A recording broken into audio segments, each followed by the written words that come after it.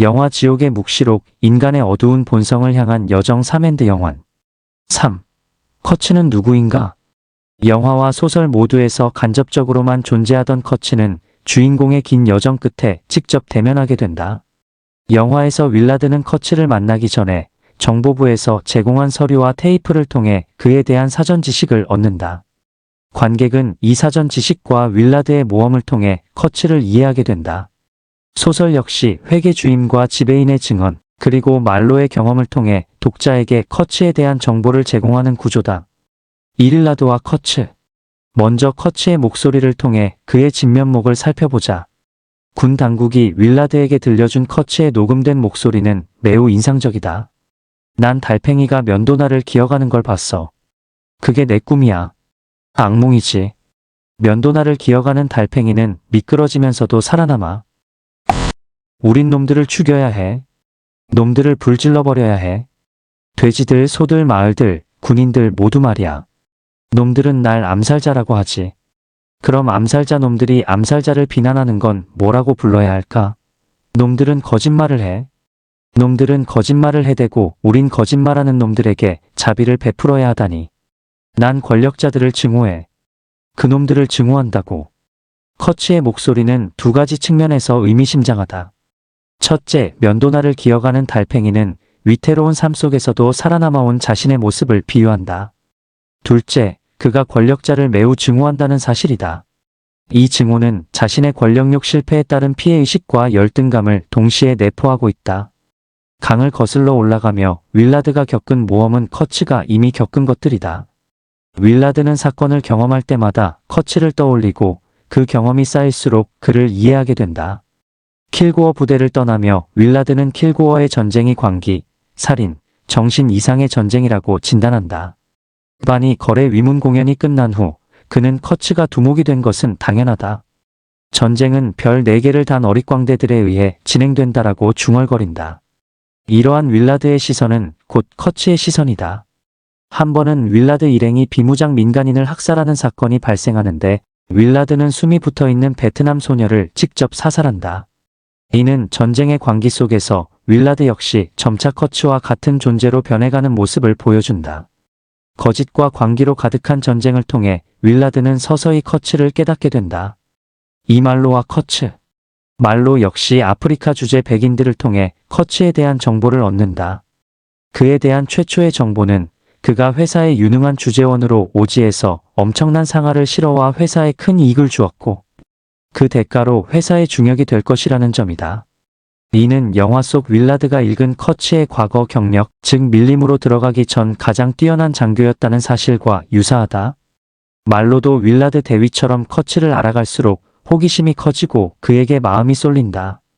커츠가 머물고 있는 곳이 실로 엄청나게 거대한 세계인 암흑의 오지이자 설명할 수 없는 세계였기 때문이다.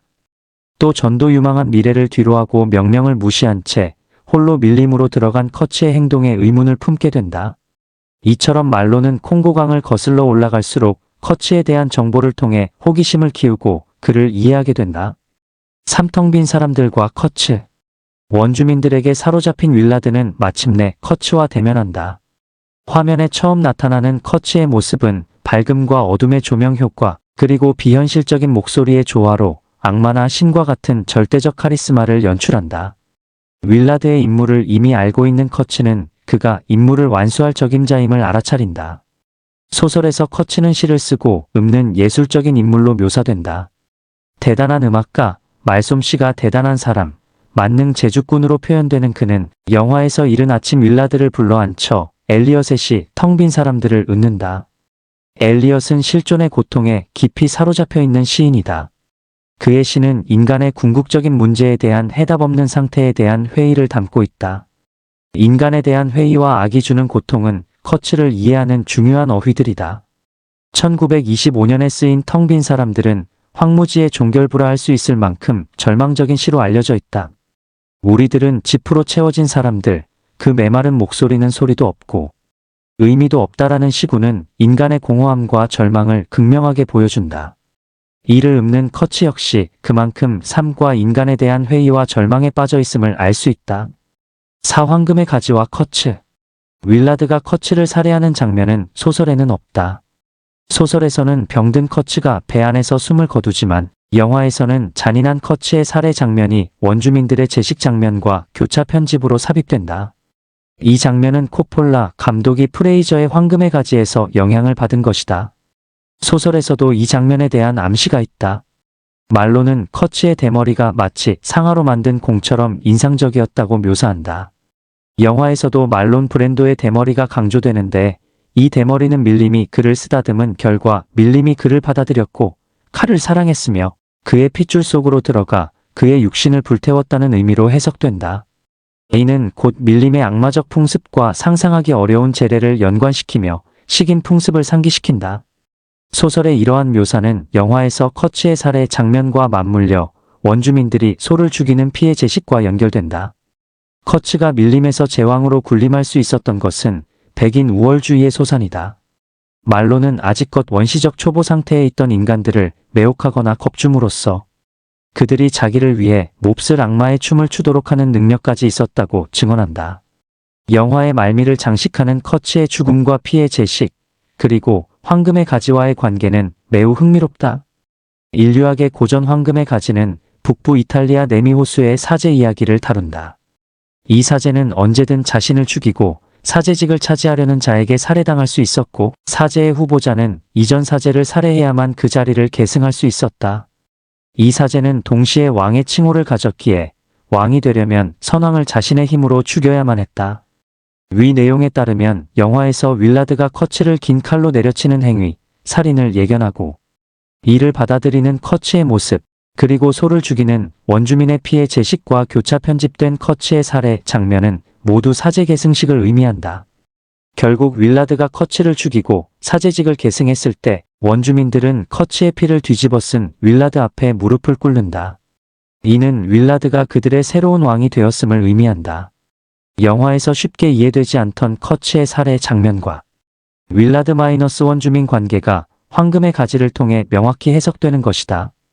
이 사제 계승식이 이루어지는 장소가 성스러운 사원이라는 점을 감안할 때 유혹적이고 원초적인 장소인 밀림의 오지가 바로 그 신전에 해당한다.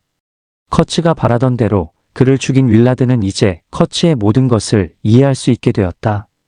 그가 죽어가며 외친 공포의 의미까지도 말이다. 지옥의 묵시록, 인간의 어두운 본성을 향한 여정 사엔드 영환. 4. 공포의 의미. 영화와 소설에서 커츠는 죽으면서 호러를 2번 외친다.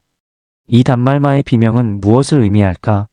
지금까지 커츠를 탐구한 것은 결국 이 질문에 답하기 위함이다. 첫째, 공포는 죽음에 대한 공포일 수 있다. 커츠의 죽음은 예견된 죽음이며 영화에서는 의도된 자살에 가깝다. 그는 윌라드 일행을 쫓아내거나 죽일 수도 있었지만 순교자적인 죽음을 택했다. 그러나 그가 신처럼 행동했더라도 결코 신이 될 수 없었다. 알베르 카미의 희곡 칼리굴라의 주인공이 순교자적 죽음을 택했음에도 영원히 인간일 수밖에 없듯이 인간에게 죽음은 언제나 공포 그 자체다. 둘째, 공포는 커츠가 저지른 악에 대한 요약으로 볼 수 있다. 소설에서 말로는 커츠의 임종을 지켜보며 그 의미를 자기 영혼이 겪은 모험에 대한 판결이라고 요약한다. 말로는 커츠의 눈이 온 우주를 감싸 안을 듯이 활짝 뜨고 있었고 암흑 속에서 고동치고 있는 모든 심장들을 꿰뚫을 수 있을 만큼 깊이 있다고 말한다. 그는 자신의 삶을 요약한 후 무서워라 라는 말로 판정을 내렸던 것이다. 이는 아프리카를 침략하고 수탈한 백인들과 유럽 제국주의에 대한 공포로 해석될 수 있다. 이처럼 커츠의 공포를 깨달은 말로는 유럽으로 돌아와 도시를 무덤 같은 도시, 허식과 바보들의 당치 않은 허세로 표현한다. 영화에서는 이 공포가 전쟁에 대한 공포와 연결된다. 애국심을 가장한 채 잔인한 행위를 서슴지 않았던 커츠의 경험은 그에게 끔찍한 공포로 다가온 것이다. 영화의 마지막, 클로즈업된 얼굴들 사이로 윌라드의 보이스오버와 커츠의 목소리가 이어진다. 난 공포를 본 적이 있어. 자네가 보았던 공포를. 하지만 자네는 날 살인자라고 부를 권리는 없어. 날 죽일 권리는 있지. 그럴 권리는 있어. 그러나 날 심판할 권리는 없어. 공포의 의미를 알지 못하는 자들에게 필요한 것이 무엇인지 말로 설명할 수가 없어. 공포는 얼굴이 있지. 그러니 자네는 공포를 친구로 만들어야 하네. 공포와 도덕적 두려움이 자네 친구가 되어야 해. 그렇게 하지 못하면 무서운 적이 되고 말걸. 이 말을 듣고 윌라드는 심하게 흔들린다. 난 지금껏 대령처럼 너무나 파멸되고 산산조각난 사람을 본 적이 없다라고 말하며 모두가 내가 그 짓을 하기를 바랐고 특히 대령이 그걸 원했다. 난 그가 고통을 없애려고 나를 기다리며 그곳에 있는 것처럼 느껴졌다라고 고백한다. 결국 윌라드의 살인 행위는 군부를 위해서가 아니라 커츠를 위한 것이다. 커츠의 고통스러운 영혼을 들여다본 순간 대위는 그를 위해 칼을 내리칠 수밖에 없었다. 소설의 커츠에서 더 나아가 영화의 커츠는 엘리엇의 시에서 인간의 허무와 절망을 선택하고 프레이저의 책에서 원시성과 제이성을 추구하며 인간이 저지를 수 있는 가장 잔인한 모든 행위를 몸소 경험하고 실천한 인물로 설정되었다. 윌라드에게 고백하는 특수부대 시절의 한 에피소드는 그가 도덕적으로 얼마나 피폐하고 괴로워했는지를 잘 보여준다. 그는 미국이 평화의 탈을 쓰고 미치광이처럼 전쟁에 뛰어들어 온갖 거짓과 사륙을 저지르고 있다는 사실을 누구보다 잘 알고 있었다. 이런 혼란 속에서 커츠는 이데올로기와 가치관의 혼돈, 그리고 정체성의 상실을 겪었고 이것이 그를 명령을 거부하고 밀림으로 들어가게 한 동기가 되었을 것이다. 전쟁을 통해 드러난 인간의 어둡고 잔인한 본성에 대한 처절한 경험, 이것은 참으로 끔찍한 일이다. 커츠는 이 모든 것을 공포라는 단어로 요약했던 것이다. 공포는 인간의 어두운 본성에 대한 전율이다. 그렇다면 왜 커츠는 원주민들 위에 군림하며 악의 화신으로 행동했을까? 그는 인간의 잔인한 본성을 스스로 최고의 정점까지 실천해 보려고 했던 것은 아닐까? 악마의 화신이 되어 삶의 본질과 인간의 본성을 탐구하려 했던 것은 아닐까? 이러한 추측은 커츠의 죽음 방식에서 더욱 구체화된다. 그는 예정된 암살자를 끌어들임으로써 타인에 의한 자살을 택한다. 이는 공포를 체험한 인간으로서 가장 잔인한 인간이 되어 잔인함의 극치를 실천한 후 스스로와 문명에 복수하려는 행위에 해당한다.